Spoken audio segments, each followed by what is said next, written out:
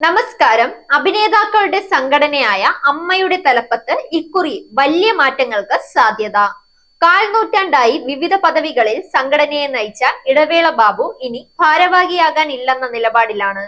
നിലവിൽ ജനറൽ സെക്രട്ടറിയായ ബാബു മാറുന്നതോടെ പ്രസിഡന്റ് മോഹൻലാലും സ്ഥാനമൊഴിയാൻ സന്നദ്ധത അറിയിച്ചിട്ടുണ്ടെന്നാണ് വിവരം.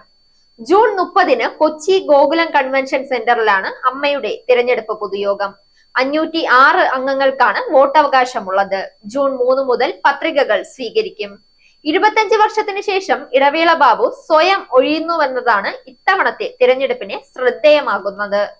ഇനി നേതൃസ്ഥാനത്തുണ്ടാകില്ലെന്ന കാര്യം ഇടവേള ബാബു സ്ഥിരീകരിച്ചു.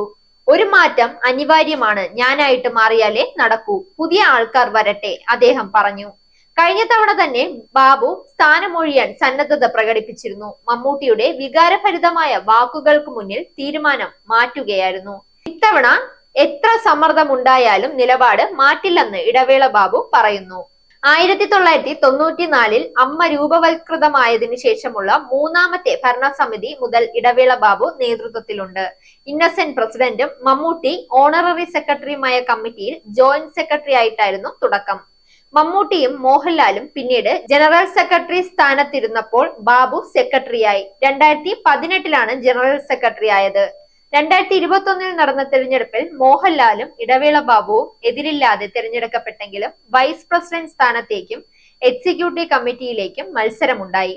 മണിയമ്പിള്ള രാജുവും ശ്വേതാ മേനോനും വോട്ടെടുപ്പിലൂടെ വൈസ് പ്രസിഡന്റ് ആയപ്പോൾ എക്സിക്യൂട്ടീവ് കമ്മിറ്റിയിലേക്ക് ലാലും വിജയ് ബാബുവും അട്ടിമറി വിജയം നേടി.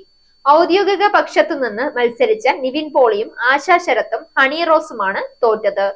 Zag news, Thiruvananthapuram. നേരിന്റെ വാർത്തകൾ നിങ്ങളുടെ വിരൽത്തുമ്പിൽ എത്താനായി സാഗ് ന്യൂസ് ചാനൽ സബ്സ്ക്രൈബ് ചെയ്തും ഷെയർ ചെയ്തും ഒരു ശരിയായ മാധ്യമ നിലപാടിന് നിൽക്കാൻ ഞങ്ങൾ നിങ്ങളെ ക്ഷണിക്കുന്നു.